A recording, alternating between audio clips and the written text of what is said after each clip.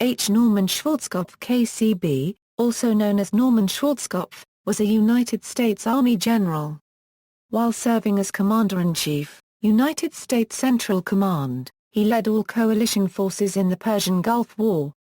Born in Trenton, New Jersey, Schwarzkopf grew up in the United States and later in Iran. He was accepted into the U.S. Military Academy at West Point and was commissioned as a second lieutenant in the United States Army in 1956. After a number of initial training programs, Schwarzkopf interrupted a stint as an academy teacher, and served in the Vietnam War first as an advisor to the South Vietnamese Army and later as a battalion commander. Schwarzkopf was highly decorated in Vietnam, being awarded 3 Silver Star Medals, 2 Purple Hearts, and the Legion of Merit. Rising through the ranks after the conflict, he later commanded the U.S. 24th Infantry Division and was one of the commanders of the Invasion of Grenada in 1983. Assuming command of United States Central Command in 1988, Schwarzkopf was called on to respond to the invasion of Kuwait in 1990 by the forces of Iraq under Saddam Hussein. Initially tasked with defending Saudi Arabia from Iraqi aggression, Schwarzkopf's command eventually grew to an international force of over 750,000 troops. After diplomatic relations broke down, he planned and led Operation Desert Storm, an extended air campaign followed by a highly successful 100-hour ground offensive, which destroyed the Iraqi army and liberated Kuwait in early 1991. Highly regarded for these exploits, Schwarzkopf became a national hero and was presented with many military honors for what historians termed one of the most successful campaigns in U.S. military history. Schwarzkopf retired shortly after the end of the war and undertook a number of philanthropic ventures, only occasionally stepping into the political spotlight before his death from complications of pneumonia in late 2012. Leaving a legacy as a hard-driving military commander with a strong temper, Schwarzkopf was nonetheless considered an exceptional leader by biographers and was noted for his abilities as a military diplomat and in dealing with the press. Early life and education. Norman Schwarzkopf was born on August 22, 1934 in Trenton, New Jersey, to Herbert Norman Schwarzkopf, Essa and Ruth Alice. His father was a German-American 1917 graduate of the United States Military Academy and veteran of World War I. His mother was a housewife from West Virginia who was distantly related to Thomas Jefferson. The senior Schwarzkopf later became the superintendent of the New Jersey State Police, where he worked as a lead investigator on the 1932 Lindbergh baby kidnapping case. In January 1952, the younger Schwarzkopf's birth certificate was amended to make his name Norman Schwarzkopf, reportedly because his father detested his first name. The younger Schwarzkopf had 2 older sisters, Ruth Ann and Sally Joan. Norman Schwarzkopf was described by childhood friends as active and assertive, protective of his sisters and a skilled athlete. He spent his childhood attached to his father, who subsequently became the narrator for the Gangbusters radio program. When Norman Schwarzkopf was 8 years old, his father returned to the military amid World War II. His continuous absence made home life difficult, particularly for his wife. As a 10-year-old cadet at Bordentown Military Institute, near Trenton, he posed for his official photograph wearing a stern expression because as he said afterwards, someday when I become a general, I want people to know that unregistered trademark M serious in 1946 when Norman Schwarzkopf was 12, he moved with his father to Tehran, Iran. In Iran, Norman learned shooting, horseback riding, and hunting. Schwarzkopf developed a lifelong interest in Middle Eastern culture. The family moved to Geneva, Switzerland, in 1947, following a new military assignment for Herbert Schwarzkopf. The senior Schwarzkopf visited Italy, Heidelberg, Frankfurt, and Berlin, Germany during his military duties, and the younger Schwarzkopf accompanied him. By 1951 he had returned to Iran briefly before returning to the United States. Herbert Schwarzkopf died in 1958. From a young age, Norman wanted to be a military officer, following his father's example. He attended the community high school in Tehran, later the International School of Geneva, and briefly the Frankfurt High School in Frankfurt, Germany. He finally graduated from Valley Forge Military Academy. He was also a member of Mensa. Schwarzkopf graduated valedictorian out of his class of 150, and his IQ was tested at 168. Schwarzkopf then attended the United States Military Academy, where he played football, wrestled, sang and conducted the West Point Chapel Choir. His large frame, 6 feet 3 inches in height and weighing 240 pounds, was advantageous in athletics. In his pursuit he was given the nickname Schwarzy, the same as his father, and he was often pushed by older cadets to imitate his father's radio show as a traditional act of hazing. Schwarzkopf also gained a great respect for certain military leaders at West Point, notably Ulysses S. Grant, William Tecumseh Sherman and Creighton Abrams, believing them excellent commanders who nonetheless did not glorify war.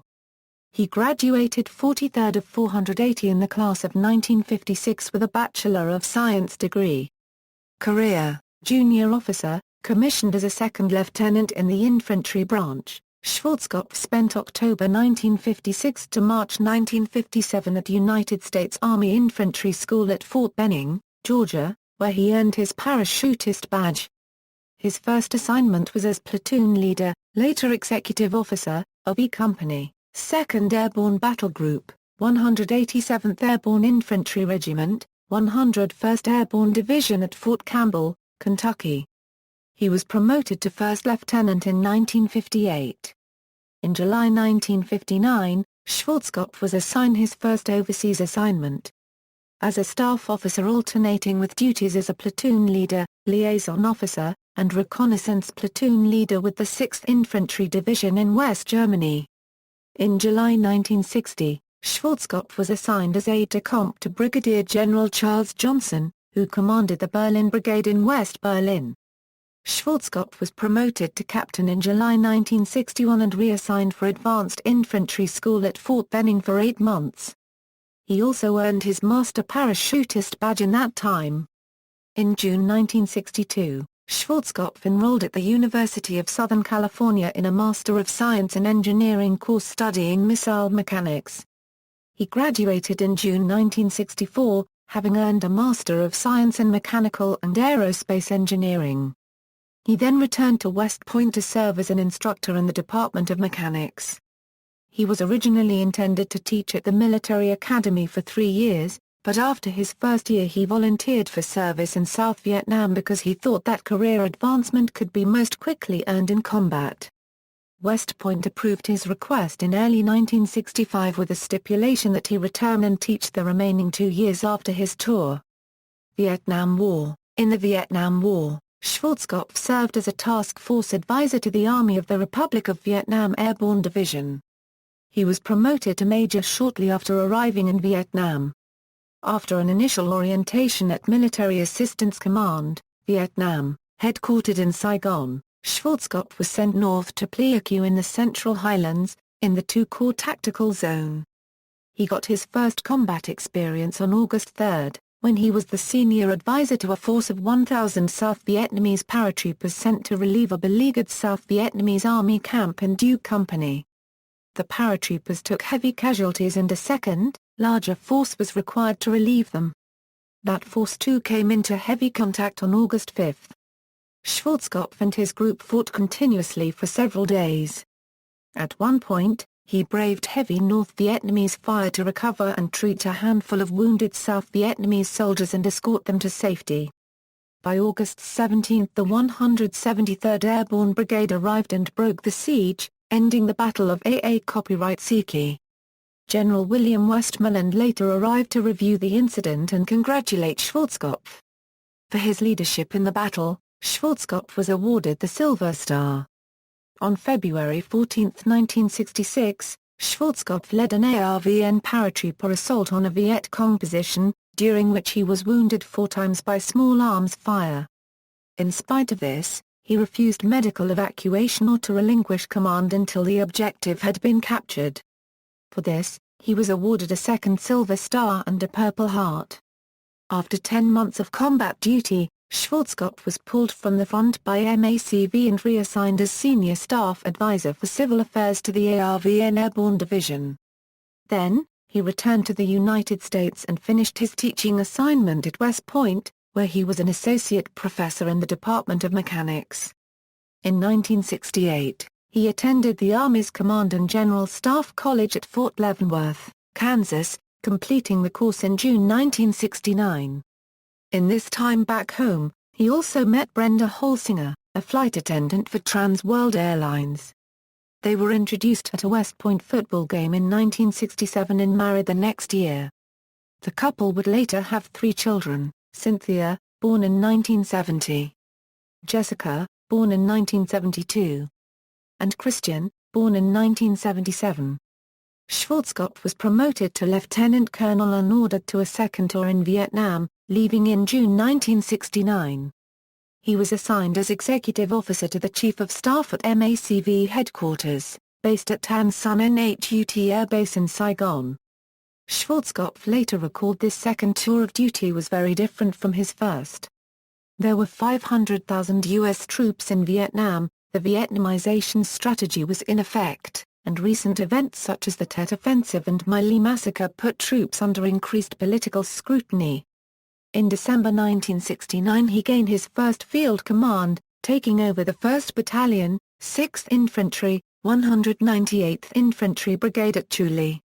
He later said these troops were initially demoralized and in poor condition, racked with rampant drug use and disciplinary problems as well as a lack of support from home. Despite the brigade's otherwise controversial performance record, Schwarzkopf was quickly regarded as one of its best combat commanders. He aggressively stepped up patrols and operations to counter Viet Cong infiltration in the battalion's sector. He developed his leadership attitudes during this command. Fellow Commander Hal Moore later wrote that during his time in Vietnam Schwarzkopf acquired his well-known temper, while arguing via radio for passing American helicopters to land and pick up his wounded men. He also showed a preference of leading from the front and prided himself on avoiding the rear areas, which he called a cesspool. During this second tour, Schwarzkopf noted 2 incidents which haunted him. On February 17, 1970, 2 men in C Company, 1st Battalion, 6th Infantry were killed by friendly fire from an American artillery shell that had been ordered by Schwarzkopf, but which had struck a tree near their position on its way to a target. The parents of one soldier blamed him for the death of their son, a claim which Schwarzkopf strongly denied and termed an accident of war. On May 28, 1970, Schwarzkopf landed his UH-1 Huey when discovering troops of B Company who had stumbled into a minefield. 2 company officers had been wounded and 2 soldiers were trapped, fearful of setting off more mines. Although a medevac was on its way, Schwarzkopf ordered his helicopter to remove the wounded. As he attempted to help the troops back out of the field, one soldier struck a landmine, breaking a leg, and beginning to panic. Fearing he would set off another landmine, Schwarzkopf pinned the soldier to the ground while another soldier put a splint on the wounded man's leg. In doing so, another mine was set off, killing 3 and wounding Schwarzkopf's artillery officer. Returning to the United States in 1970, Schwarzkopf was awarded a 3rd Silver Star and a 2nd Purple Heart for risking his life to protect the soldiers, as well as 3 Bronze Star medals and a Legion of Merit for his command performance. Still, his experiences in Vietnam embittered him to U.S. foreign policy. Upon returning to the United States, he remarked of a wariness of future conflicts to author C.D.B. Bryan in 1971. He related these experiences under the assumed name of Lieutenant Colonel Byron Schindler. I don't think there will ever be another major confrontation where the armies line up on both sides. If that happens, it's inevitably going to be nuclear weapons and the whole thing. So I think all wars of the future are going to be Euro, and again, God forbid, I hope we don't have any. War is a profanity, it really is. It's terrifying. Nobody is more anti-war than an intelligent person who's been to war. Probably the most anti-war people I know are army officers or Euro, but if we do have a war, I think it's going to be limited in nature like Vietnam and Korea. Limited in scope. And when they get ready to send me again, I'm going to have to stop and ask myself, is it worth it? That's a very dangerous place for the nation to be when your own army is going to stop and question. Rise to General. Disgruntled by the treatment of Vietnam veterans in the United States after the war, Schwarzkopf considered leaving the military, but ultimately decided to stay, hoping to fix some of the problems encountered by the military during the war. He underwent surgery at Walter Reed Army Hospital shortly after his return from Vietnam to repair long-standing back problems exacerbated by parachute jumps. Between 1970 and 1983, Schwarzkopf and his family lived primarily in Washington, D.C., as he took on a number of different assignments. Promoted to colonel, Schwarzkopf volunteered for an assignment in Alaska, and in late 1974 became deputy commander of the 172nd Infantry Brigade at Fort Richardson, Alaska. In October 1976, he moved to Fort Lewis, Washington, to command the 1st Brigade of the 9th Infantry Division, where he impressed his division commander, Major General Richard E. Cavazos. The two frequently hunted together and developed a close friendship. Having been very successful improving the combat readiness of the 1st Brigade, he was nominated to receive his first star as a brigadier general. His promotion ceremony occurred at Fort Lewis shortly after relinquishing command of the brigade. In July 1978, Schwarzkopf became Deputy Director of Plans at the U.S. Pacific Command in Hawaii. He then served a 2-year stint as Assistant Division Commander of the 8th Infantry Division in Germany. He returned to Washington, D.C. for an assignment as Director of Personnel Management for the Army, subordinate to the Deputy Chief of Staff for Personnel, General Maxwell R. Thurman. Schwarzkopf was promoted to Major General. In June 1983, he became Commanding General of the 24th Infantry Division at Fort Stewart, Georgia. He immediately established an extremely rigorous training regimen and became well known among the troops of the command for his strict training and aggressive personality. On October 25, 1983, Schwarzkopf was appointed to the command group for the Invasion of Grenada. He was the Chief Army Advisor to the overall Operation Commander, Vice Admiral Joseph Metcalf III, Commander, United States 2nd Fleet Commander Joint Task Force 120. The operation was plagued by logistical difficulties, exacerbated by poor communication and lack of cooperation between the branches of the United States military. Schwarzkopf was named Deputy Commander of the invasion at the last minute, leaving him with little say in the planning. Schwarzkopf helped lead the initial landing operations while aboard USAR Guam. Notably, he was involved in an incident where the colonel commanding the 22nd Marine Amphibious Unit initially refused to fly Army troops in Marine helicopters. He flew into St. George's on the second day of the operation. While he initially did not think the U.S. should have been involved in the conflict, he later said he considered the mission a success because it reasserted the dominance of the U.S. military after the Vietnam War. Following the invasion, Schwarzkopf returned to the 24th Infantry Division and completed his tour as its commander. He was subsequently among those leaders who were criticized for the poor inter-service cooperation in the operation, particularly poor communication between forces of the different branches in combat. The operation was a learning experience for Schwarzkopf, who saw the need to develop greater cooperation between the services for future joint operations. He would later push for more policies to make joint warfare and inter-service cooperation standard practice in warfare. Namely, the operation demonstrated a need for greater joint roles in planning, deploying troops, and communicating operations.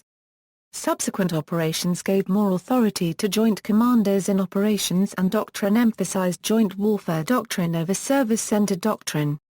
In July 1985, Schwarzkopf began an 11-month assignment as Assistant Deputy Chief of Staff for Operations and Plans at the Pentagon.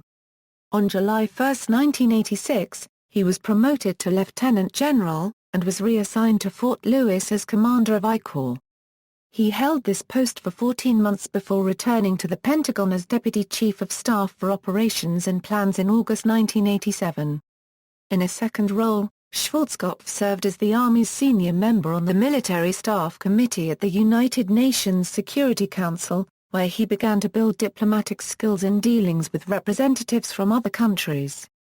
As a part of his duties during the posting, he sat in on arms reduction talks with leaders from the Soviet Union. CENTCOM Commander.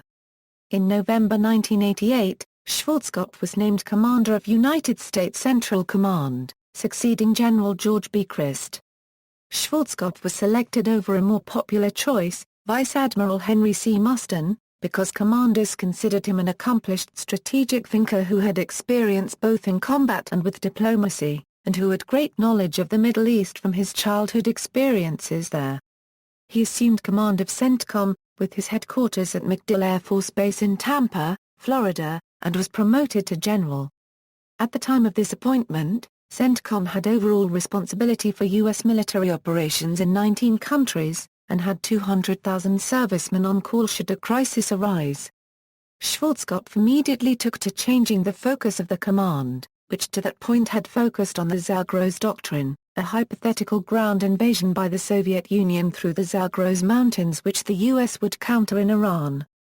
Schwarzkopf was more concerned with the effects of the Iran-Iraq War on the stability of the region than of an external threat posed by the Soviet Union. In testimony before the Senate Armed Services Committee in March 1989, Schwarzkopf maintained that the Soviet Union was a threat to the region, but when giving an overview of the countries in the region, noted that Iraq posed a threat to its weaker neighbors.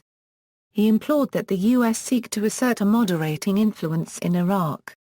With regional turmoil growing, Schwarzkopf became concerned about the threat posed by Saddam Hussein, focusing the attention of his command to prepare to respond to what he thought was a more realistic scenario.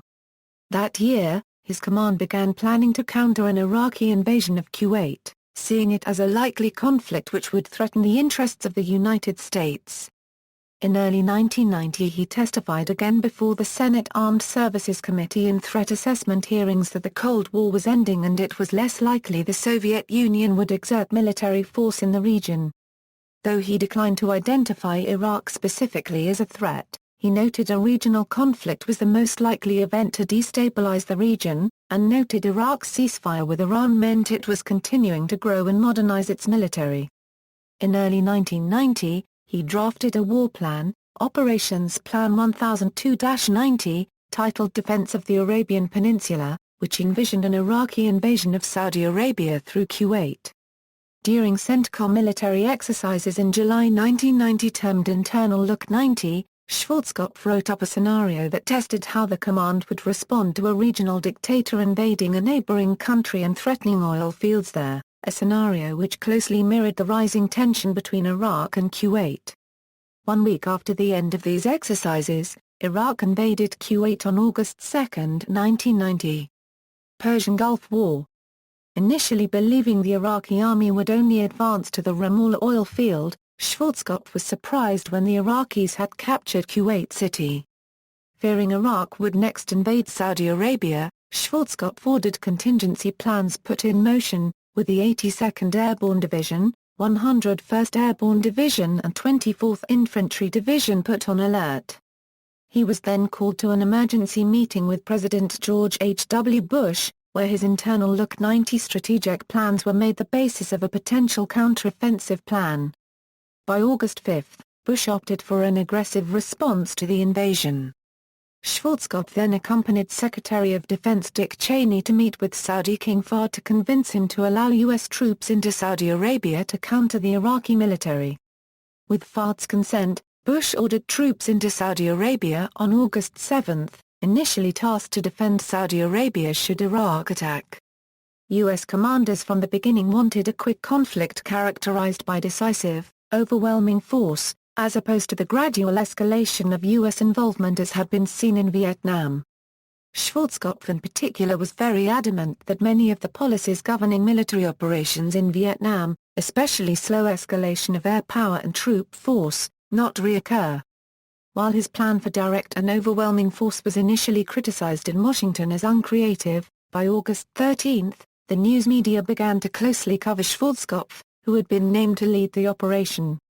Operation Desert Shield. From his headquarters in Tampa, Schwarzkopf began planning the operations to defend Saudi Arabia. Lieutenant General Charles Horner ran the headquarters in Riyadh.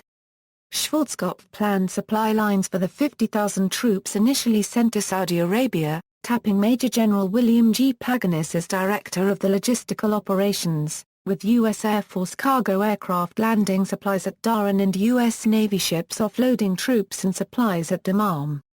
By August 20, 20,000 U.S. troops were in Saudi Arabia, with another 80,000 preparing to deploy, and a further 40,000 reserves tapped to augment them. Schwarzkopf arrived at the CENTCOM command in Riyadh on August 25, and on August 29 he conducted his first frontline tour of the potential combat zone, accompanied by reporters. Over the next several weeks, Schwarzkopf spoke frequently with both reporters and troops under his command, conducting many high-profile press conferences and updates to the situation in Saudi Arabia. Internally, Schwarzkopf worked to help coordinate the contributions of the different nations contributing military forces to the effort. By mid-October, Schwarzkopf indicated he was confident the forces were of a sufficient level that they could defend Saudi Arabia if it was attacked.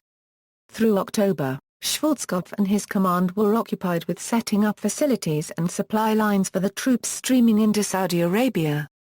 He also worked to minimize the culture clash among foreigners in Sharia-dominated Saudi Arabia, such as the high visibility of women in military roles.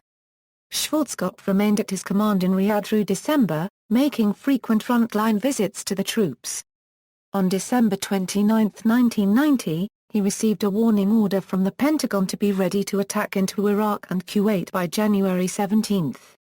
Initially, Operation Desert Shield involved a sea interdiction campaign that saw international warships detaining and inspecting tankers from Iraq.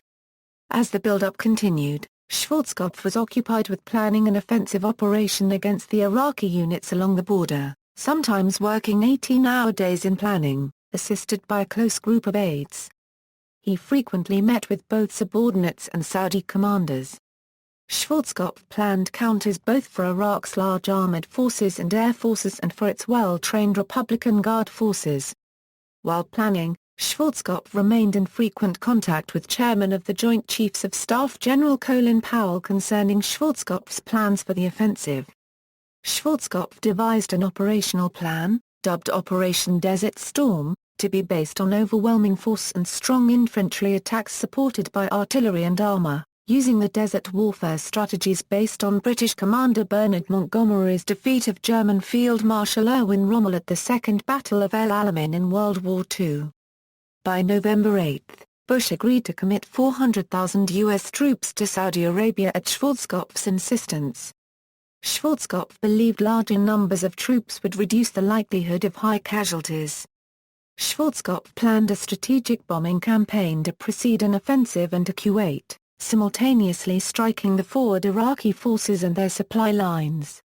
In the meantime, diplomatic solutions began to break down, and the deadline established by the United Nations Security Council, January 15, 1991, passed without a solution.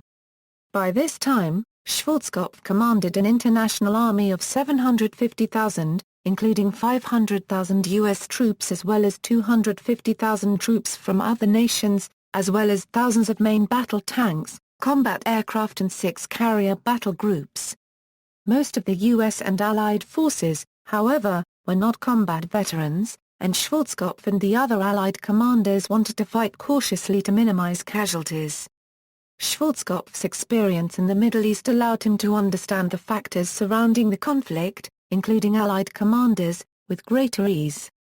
He had a good relationship with Saudi commander Khalid bin Sultan, who in turn helped Schwarzkopf win over the Saudi Arabian populace.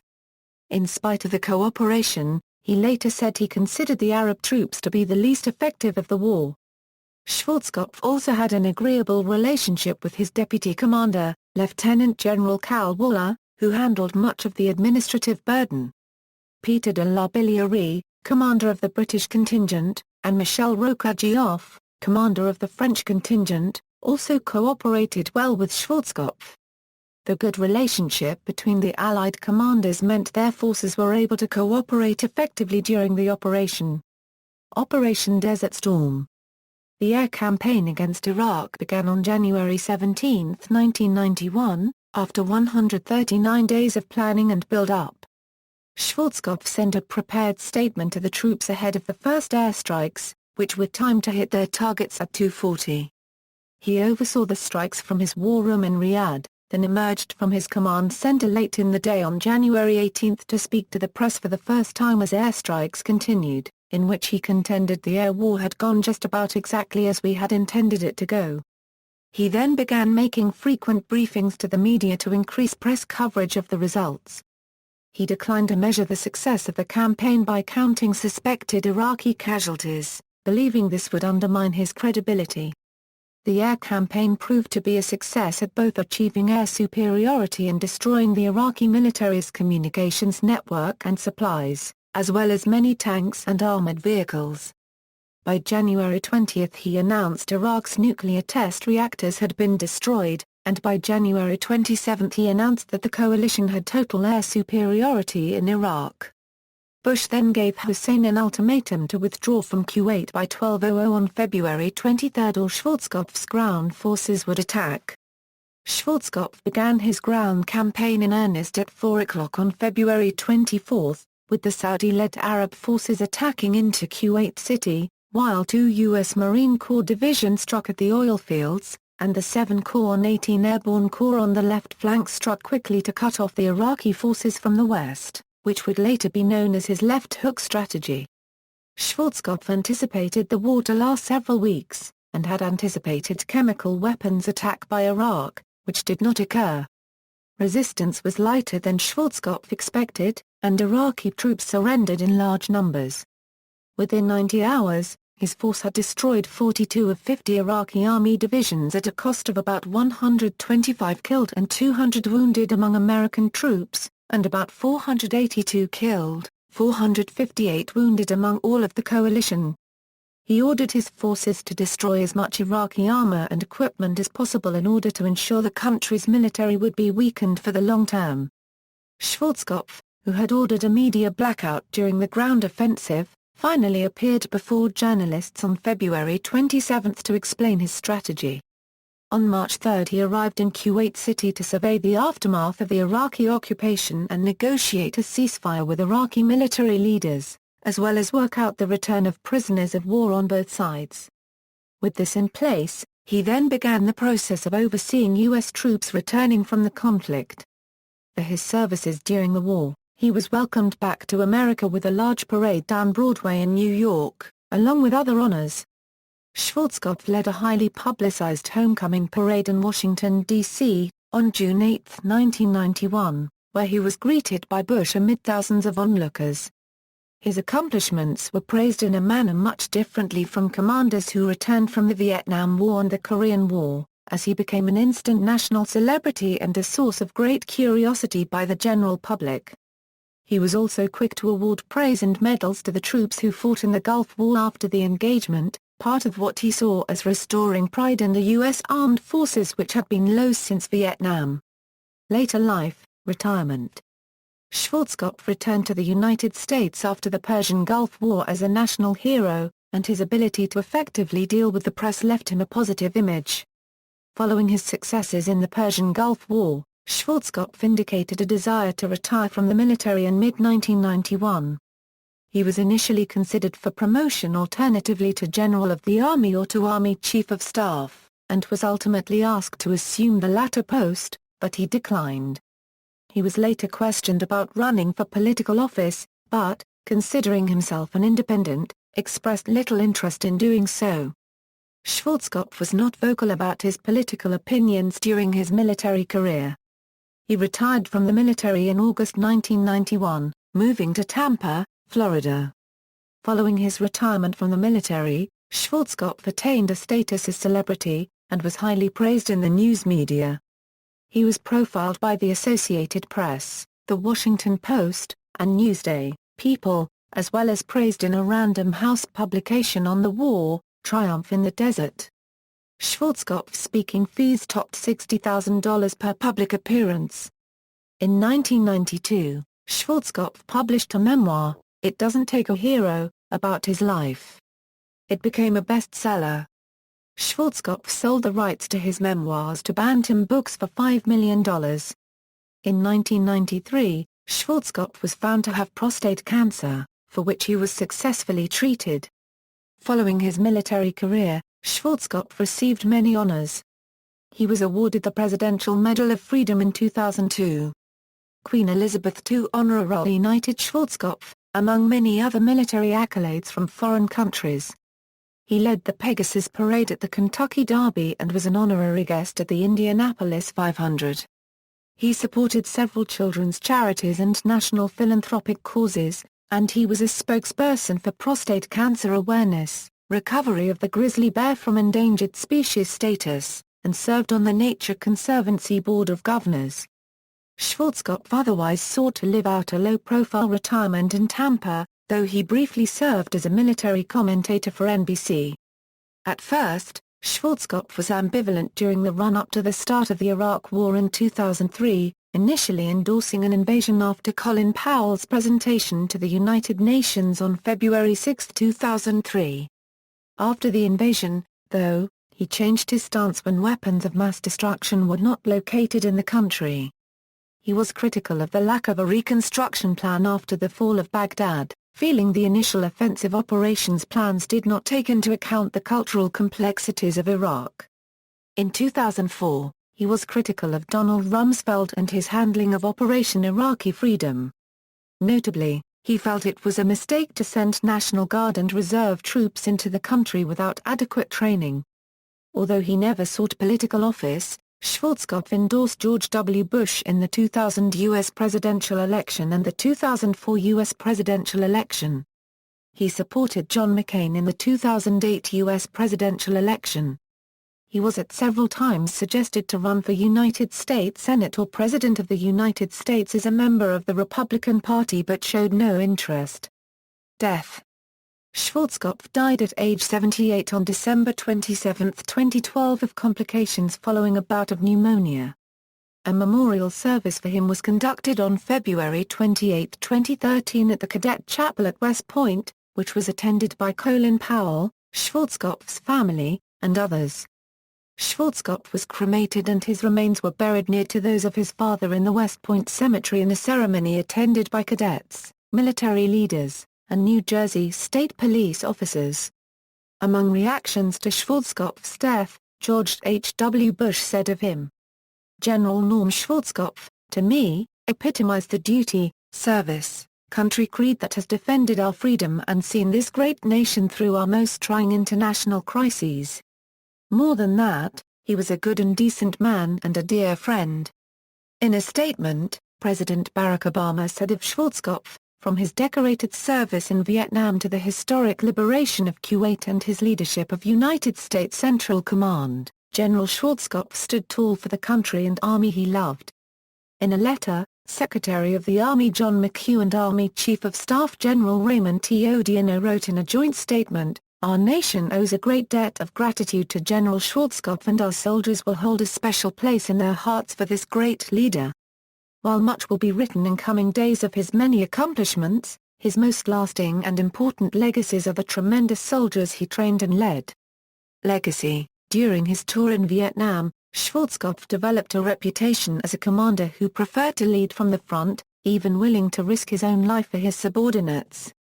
His leadership style stressed preparedness, discipline and rigorous training, but also allowed his troops to enjoy the luxuries they had.